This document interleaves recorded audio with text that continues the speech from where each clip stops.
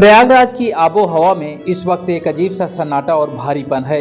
यह वो शहर है जिसने इस परिवार के तरक्की और जवाल यानी उत्थान और पतन दोनों के सबसे बड़े गवाह बने हैं। और अब इस कहानी का एक और बेहद दर्दनाक और भावुक अध्याय लिखा गया। माफिया अतीक अहमद के छोटे बेटे अबान को उसके पुश्तैनी कब्रिस्तान में सुपुर्दे खाक कर दिया गया।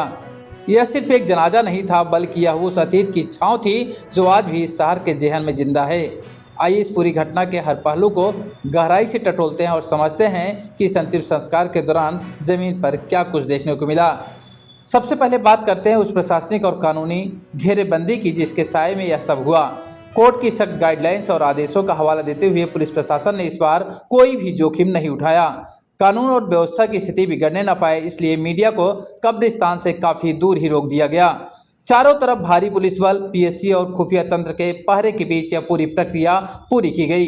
प्रशासन की यह सख्ती इस बात का सबूत थी कि अति संवेदनशील मामलों में कानून किस तरह हर एक कदम फूंक फूंक कर रखता है। लेकिन इस कड़ी सुरक्षा के बीच जब वह पल आया जिसने सबको झकझोर कर रख दिया, वह था अतीक के बड़े बेटे उमर अहमद और अली अहमद की मौजूदगी। जी हाँ, भारी सुरक्षा के बीच उमर और अली को वैन में भरकर सीधे कब्रिस्तान लाया गया। कानून की पाबंदियां अपनी जगह थी, लेकिन इंसानी जज्बात उससे कहीं ज़्यादा बड़े साबित हुए। चश्मदीदों के मुताबिक जब मिट्टी देने का वक्त आया तब इन दोनों भाइयों को वैन से नीचे उतारा गया। जैसे ही उमर और अली वैन से उतरे, उनके भीतर वर्षों का गुबार, खौफ और अपनों को खोने का दर्द एक साथ बाहर आ गया। दोनों का सब्र इस कदर टूटा कि वहीं फूट फूट कर रो पड़े।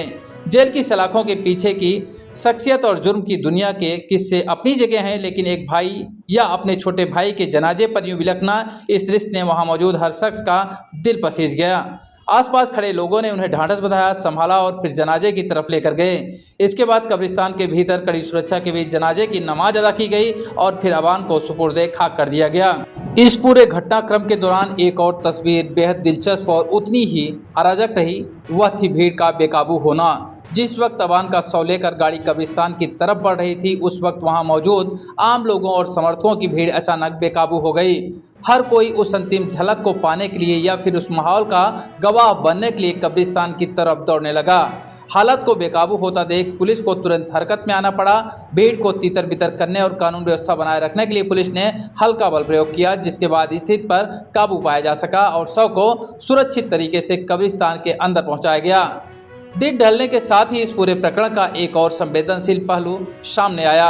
अंतिम संस्कार की औपचारिकताएं पूरी होने के बाद उमर और अली को उनकी बुआ परवीन कुरैशी से मुलाकात कराई गई। इस मुलाकात के दौरान परिवार का दर्द छलक उठा। एक तरफ जहां कानून का शिकंजा कस चुका है, वहीं दूसरी तरफ उजड़े हुए परिवार के बचे हुए सदस्यों का यह मिलाप उस त्रासदी की दास्तां कर रहा था जो इस परिवार की पीढ़ियां झेल रही हैं। प्रयागराज का यह दिन कानून, जज्बात और इंसानी रिश्तों के एक ऐसी चौराहे पर खड़ा था जहां हर कोई सिर्फ यह सोच रहा था कि आखिर जुर्म और अंजाम की इस लंबी दास्तान का अंत कहां जाकर होगा।